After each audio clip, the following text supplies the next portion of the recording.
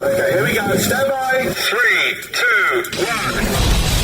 The thinking atheist. It's not a person. It's a symbol. An idea. The population of atheists in this country is going through the roof. Rejecting faith. Pursuing knowledge. Challenging the sacred. If I tell the truth, it's because I tell the truth. Not because I put my hand on a book and made a wish. And working together for a more rational world. Take the risk of thinking for yourself. Much more happiness, truth, beauty, and wisdom will come to you that way. Assume nothing. Question everything. And start thinking. This is the Thinking Atheist Podcast. Hosted by Seth Andrews.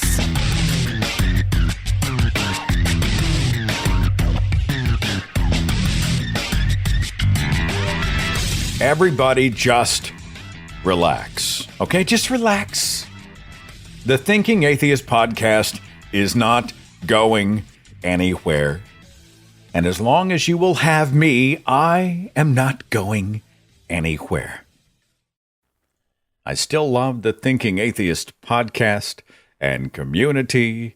I love doing what I do. I think it's important work. I hope it's important work. It is not going anywhere, and as far as I can tell, neither am I, okay? But I was ready to stretch, to do something else. And my second podcast, True Stories with Seth Andrews, has launched. These are roughly 5-minute vignettes that release every Monday, Wednesday, and Friday. And you can search it on any major podcast app. True Stories with Seth Andrews. Some people have said you just type in my name, Seth Andrews, to find it, and it will pop up. You'll see my face there with a microphone. And every Monday, Wednesday, and Friday, you will get a new true story. And it might be a piece of history that you didn't know about, or it may have been something that happened last week. It could be obscure trivia, weird news, true crime, or some fact about something that we do or use every single day. Just random, cool, true stuff. And the whole format is based on a broadcaster that inspired me back in my old radio days. He was an ABC News broadcaster and storyteller. His name is Paul Harvey. And Paul used to do this feature. It was called The Rest of the Story. And he would take you on a journey, and then at the end of his story, he would throw out a detail or a tidbit that would kind of pull the rug out from underneath you and really make you smile or nod your head or just go, wow. And so my stories are formatted a little bit like that. I mean, there won't be a surprise in every show. Sometimes you're going to see it coming, but it's still really interesting stuff. I don't want to be Paul Harvey, right? I've spent 30 years developing my own storytelling style. But what's that saying? Why create mediocrity when you can copy genius? And as he died 15, 17 years ago, I haven't been able to find anybody who's doing this kind of thing. So subscribe. TrueStoriesPodcast.com is the website, and today I'm going to play some examples from the new show so you know what you're getting into. Here is example number 1. Crank it up. I'm Seth Andrews, and what you're about to hear is a true story.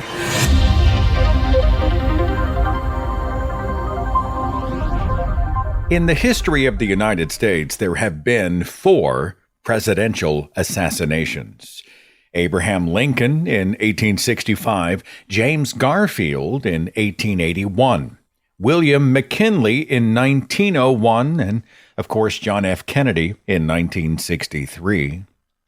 The history books also reveal other unsuccessful plots to kill a president, plots against Andrew Jackson, Theodore Roosevelt, Harry S. Truman, and others, thwarted plans, near misses. In fact, it was almost 100 years after this country was founded that we even had a secret service, the law enforcement agency designed to protect our political leaders and their families, as well as foreign visitors to our halls of government. It was a very close call on the 30th of March, 1981, 2 months After the inauguration, President Ronald Reagan was returning to his limousine after a speaking event at the Washington Hilton. That was when a would-be assassin opened fire. The shooter, John Hinckley Jr., fired off a .22 revolver.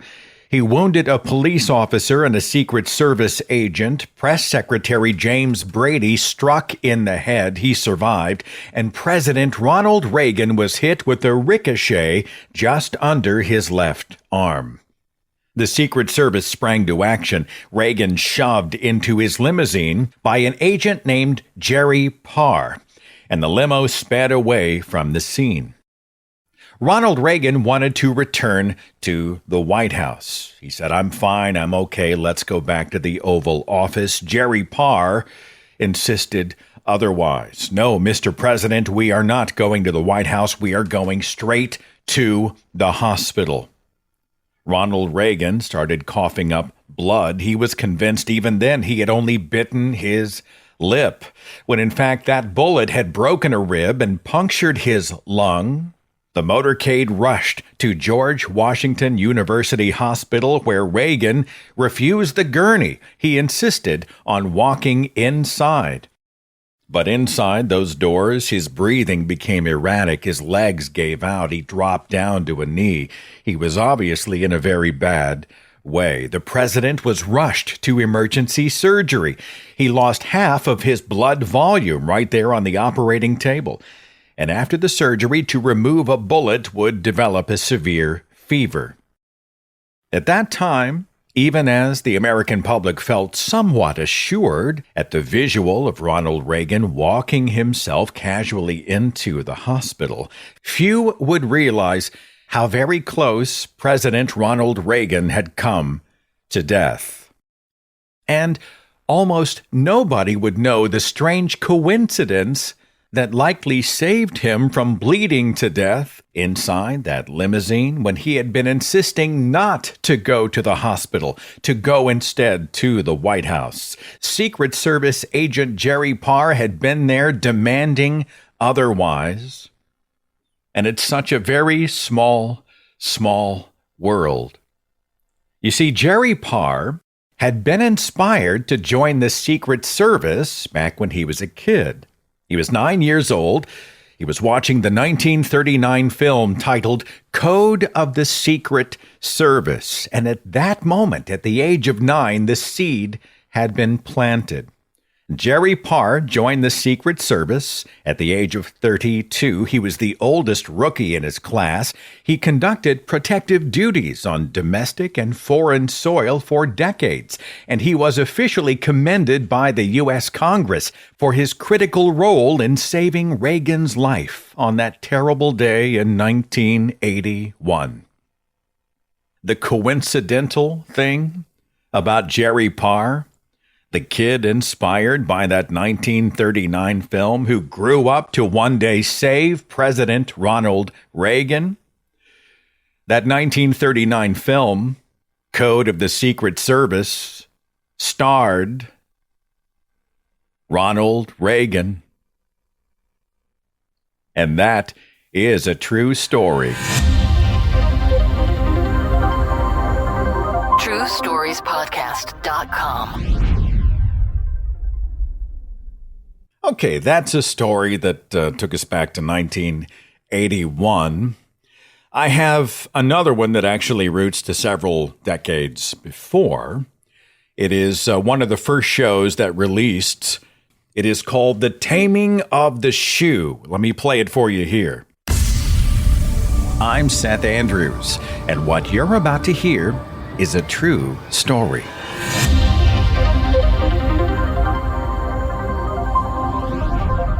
Bill Bowerman was a track and field coach, and he had a long and impressive career. Over the course of several decades, he trained 31 Olympic athletes, 51 All-Americans, 12 American track and field record holders, 22 NCAA champions, and 16 runners who conquered the 4-minute mile.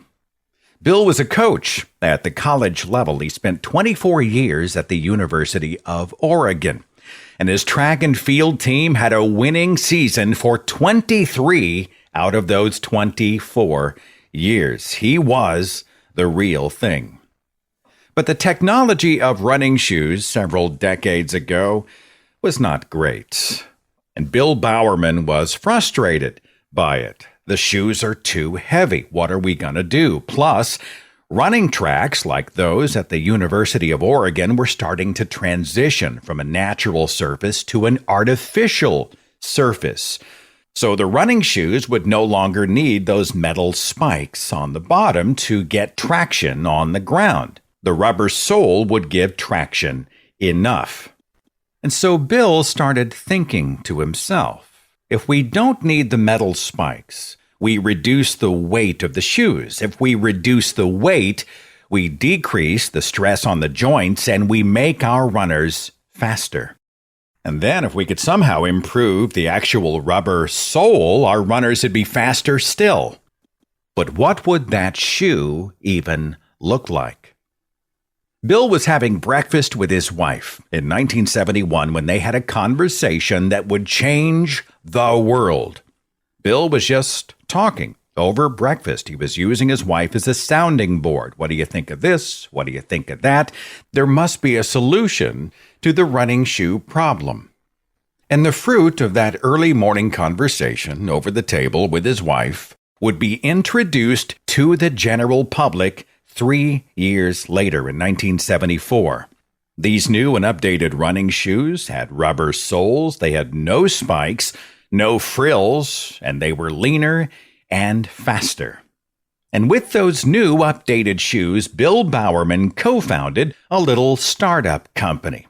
And he sold these leaner, meaner, lighter, faster running shoes to the general public. And those shoes became popular. The company grew so fast and became so diverse, it went beyond running shoes, selling other kinds of shoes, and then shirts and pants and jackets, accessories, sporting equipment, eventually even providing uniforms for professional sports franchises like the NBA. Right now, nobody supplies more athletic shoes to the world.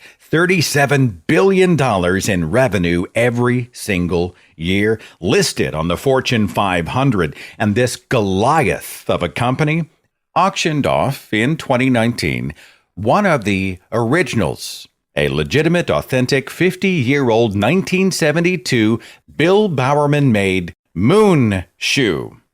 That sucker went up for sale at Sotheby's auction in 2019, and it sold to a Canadian guy, a capital investor named Miles Nadal. He paid just over $437,000.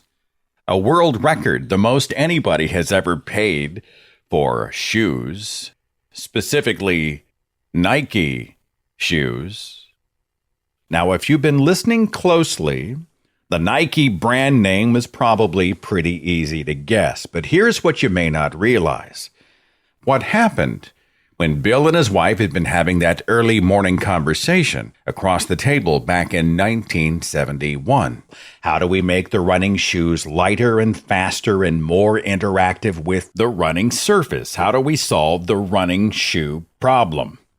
And as they were talking, his wife was serving up breakfast, specifically waffles. Waffles that she made from scratch. They came out of a kitchen waffle iron. And looking down at his waffle, Bill Bowerman got his moment of inspiration. He thought to himself, what if I turned the bottom of a running shoe into a waffle?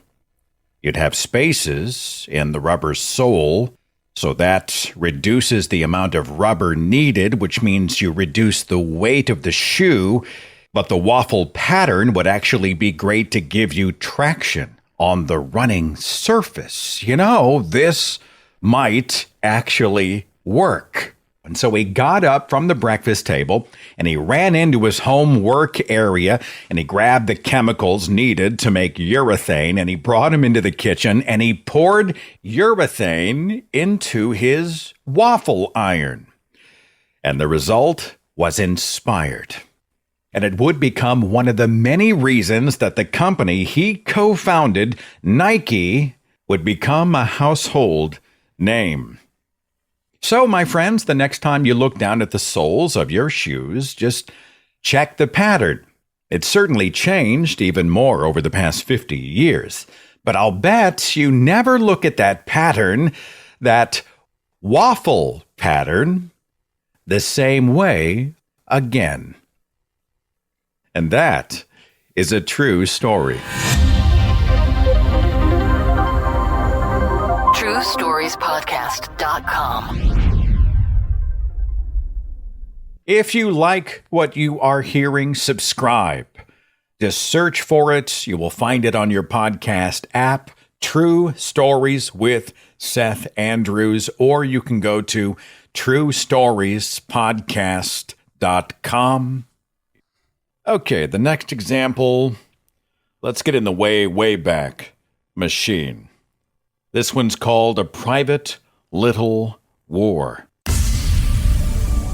I'm Seth Andrews, and what you're about to hear is a true story.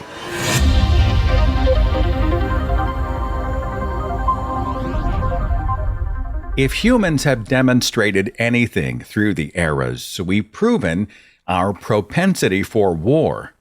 History's stories are so often war stories, from the days of fists and sticks and stones to the sword fights of old to modern-day laser-guided bomb strikes from hundreds, perhaps thousands of miles away. War is always afoot. Well, I want to tell you about a modest little war, if there is such a thing. It began on August the 27th, 1896, between the United Kingdom and a little state called Zanzibar. Late 19th century Zanzibar, a sovereign strip, it lay along the Kenyan coast under British rule. And that tiny strip of land, 10 miles long. Imagine a state you could walk across in 3 hours. Zanzibar. Now remember, this little state was under British rule, and then the Sultan of Zanzibar died, and his nephew jumped in and declared himself the new and independent ruler. Now, this was supposed to be Britain's call. Britain would determine who the new sultan would be. Britain protested to the nephew and said, no, you cannot do this. Zanzibar belongs to us. Only we decide who gets to be in charge. These are the terms of our treaty. But the nephew, his name was Khalid bin Bargash, would not relinquish the throne. He had taken the seat from his uncle. He would not give it up. So instead of backing down, he doubled down. Khalid barricaded himself behind the palace walls, and then he activated the military, 2,800 guards, with orders to surround and defend the palace. The British didn't budge. They responded with an ultimatum. Backed by military force, 3 cruisers, 2 gunboats, 150 sailors, and 900 soldiers mustered in the nearby harbor. But Khalid, this new and self-appointed sultan, stood defiant. So he rallied his artillery, Maxim guns, a Gatling gun, a 17th century bronze cannon, and 2 12-pounder field guns, and he pointed them at the British. Tensions were so very, very high. And yet Khalid bin Bargash was convinced that the British were just bluffing. This was all just a show, flexing of muscles, posturing. No way they would ever attack. He called it gunboat diplomacy. There is no way the British will open fire. But then 1 hour later, when negotiations accomplished nothing, the British did open fire. Khalid's artillery was decimated. The Royal Navy attacked the Zanzibari Navy, even sinking its royal yacht. The volleys and the shells and the booms continued until finally Khalid surrendered, standing in the shadow of 500 Zanzibari casualties.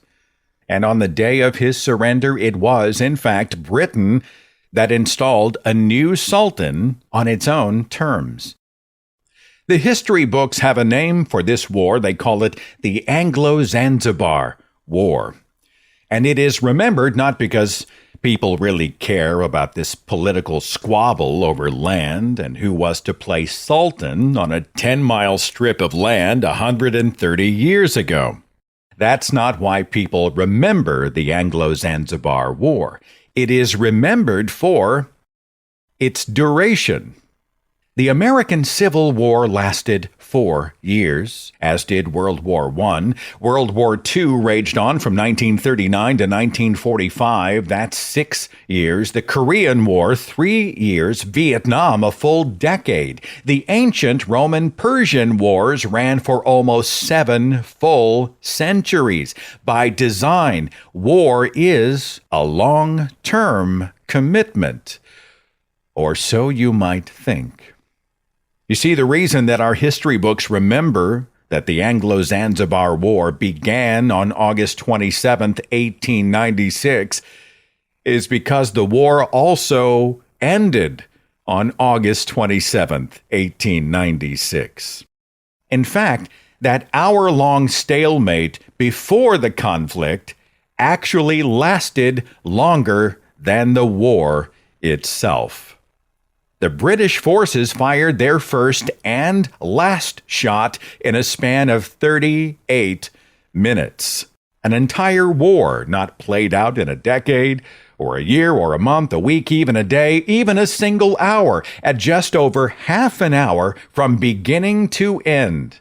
The Anglo-Zanzibar War remains the shortest war in history. And that is a true story. TrueStoriesPodcast.com. Okay, here's one that's actually scheduled to release later on in the year, like in several months. But because you are here and a member of this audience, you get to hear it way, way, way early. This one's called The Dating Service. I'm Seth Andrews, and what you're about to hear is a true story.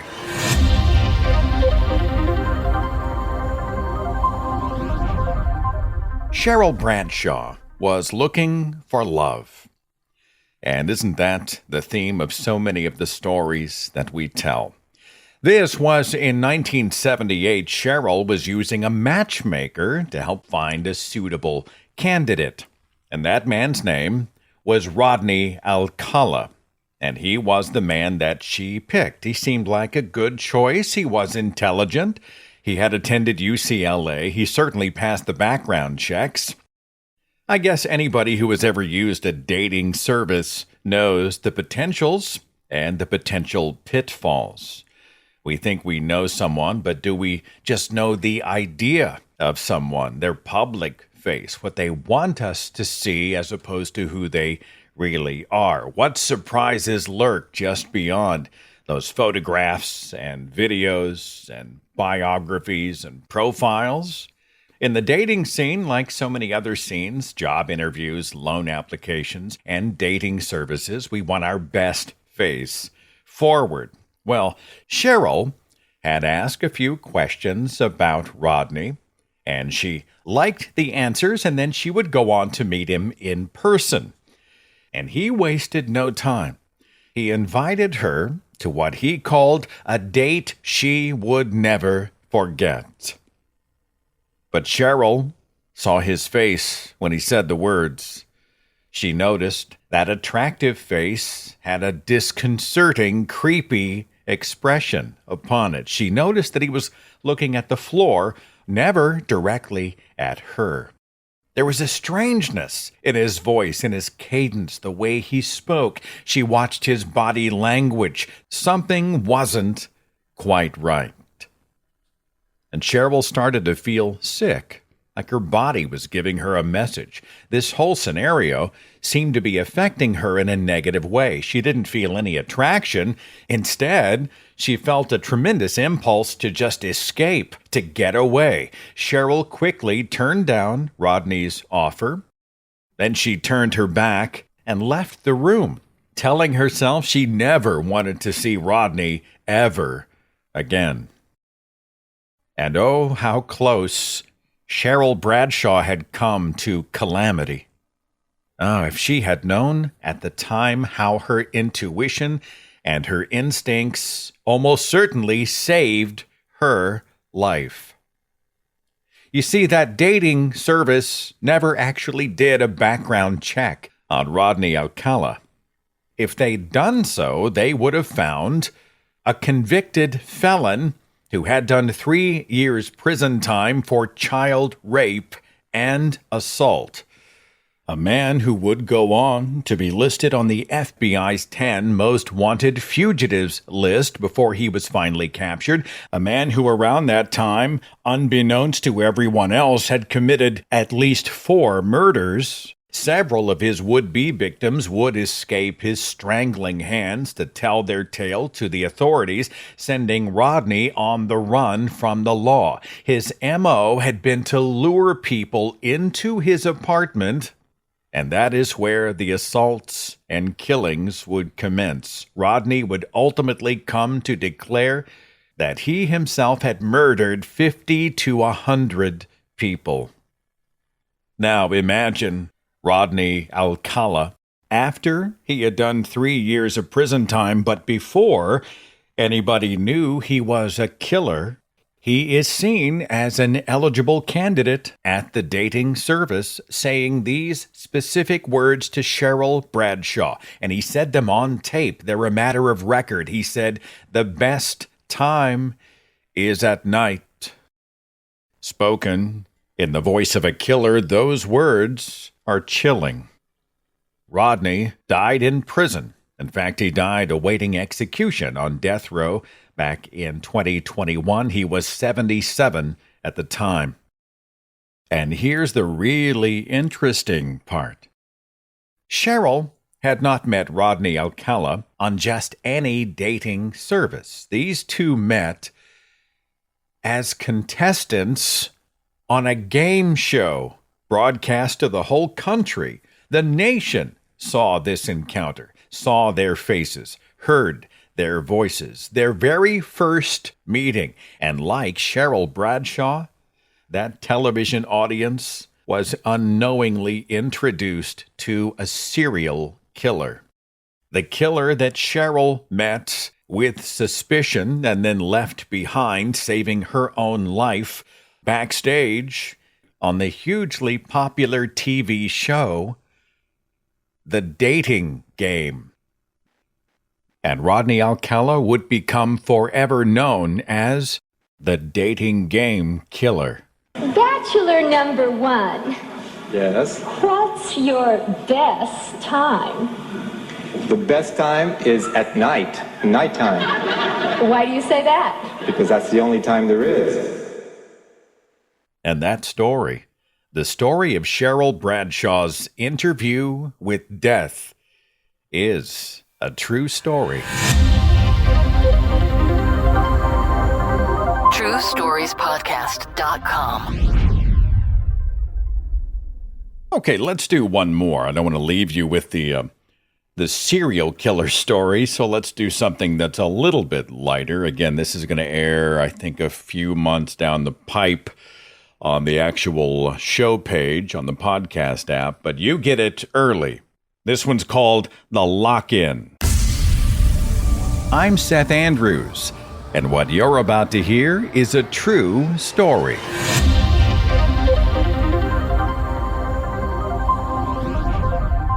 April 4th, 1968. Sam Leroy was at a liquor store buying beer when the news came in over the TV. Dr. Martin Luther King Jr. had been shot in Memphis. Standing there in the store, Sam asked the question, "Is he dead?" And the reply came back, "Not yet." The news of Dr. King's death would come later on that evening, and Sam was devastated. At the time, he was a sophomore at Morehouse College in Atlanta, and one of 3 of Martin Luther King Jr.'s memorial services would be held there. And they needed volunteers, people to help the attendees find their way around campus. Sam volunteered to help out. He had met Dr. King years before, just in passing, and as it had struck the hearts of so many millions of people like a kick in the chest, this murder felt personal. But Sam had been there at the memorial service. He had actually seen Dr. King lying in state at Sisters' Chapel, and it deeply affected him. He wasn't a political guy, at least not before all of this. There hadn't been very many civil rights protests where he grew up in Chattanooga, Tennessee. It was not until his first year of college in 1966 that he first started meeting the men coming back from the conflict in Vietnam. And those weary, worn student soldiers warned him. They said the draft, the war, the meat grinder might soon come for him. Sam Leroy's cousin was killed in the Vietnam War that very next year. It seemed like the entire world was closing in. Sam began to get introspective. He took a closer look at his own university. Morehouse was selling a largely white American dream narrative. No focus on ethnic studies, no focus on civil rights. The school board operated far away from the student body. There was a total disconnect. But Sam wanted things to change, especially for black students to be acknowledged and recognized by the Morehouse College School Board. He wanted to talk about important things, the war, the country, the culture. He said, meet with us, talk with us, connect with us. He petitioned the school board, and he was refused. And then somebody on campus said this. They said, here's an idea. During one of the school board meetings, let's lock everybody inside the room, and we don't let them out.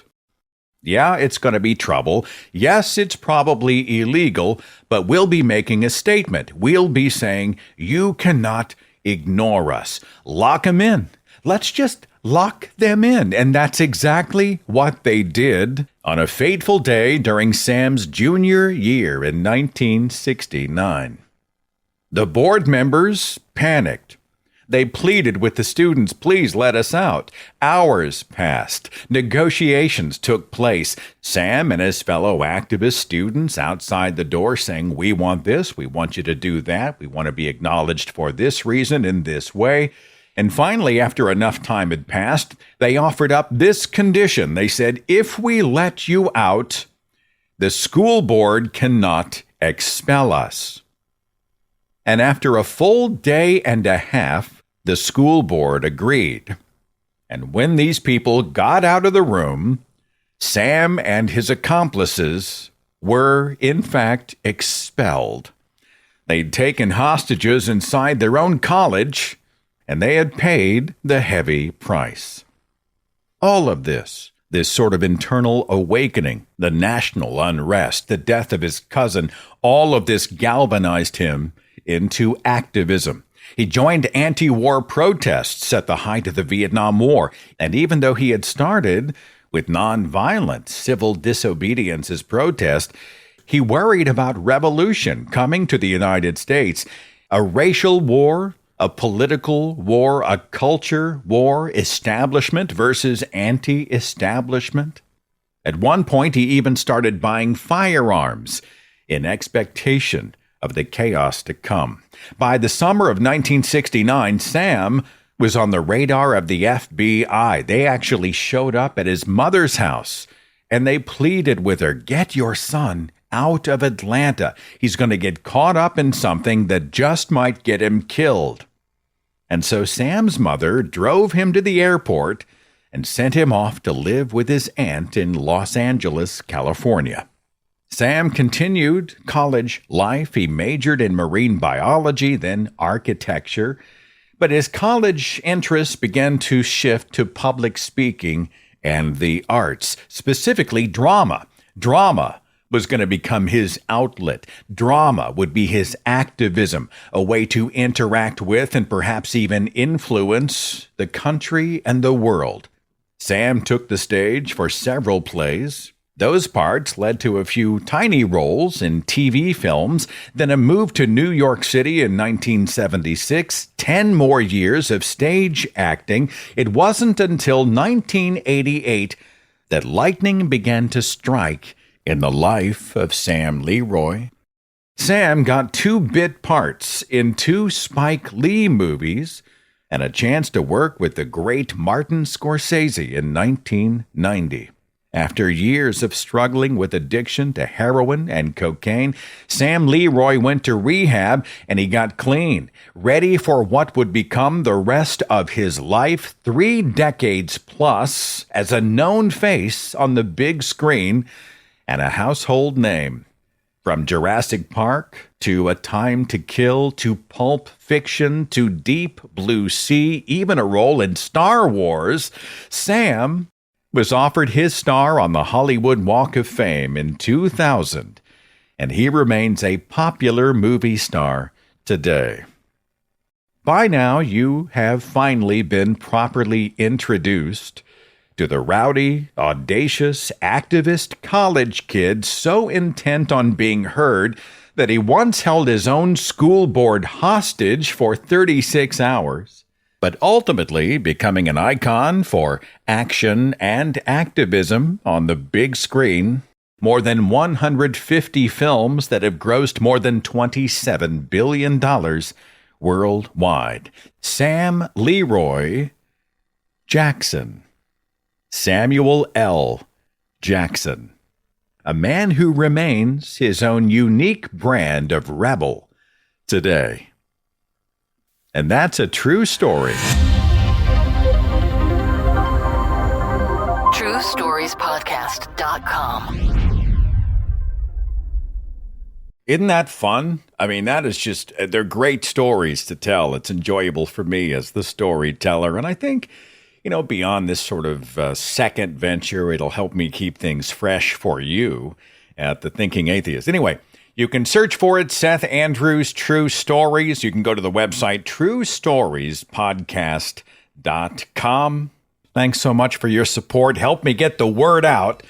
And of course, I will see you back here next week as we continue to do the Thinking Atheist podcast. And I'll see you then. Follow The Thinking Atheist on Facebook and Twitter for a complete archive of podcasts and videos, products like mugs and t-shirts featuring the Thinking Atheist logo, links to atheist pages and resources, and details on upcoming free thought events and conventions. Log on to our website, thethinkingatheist.com.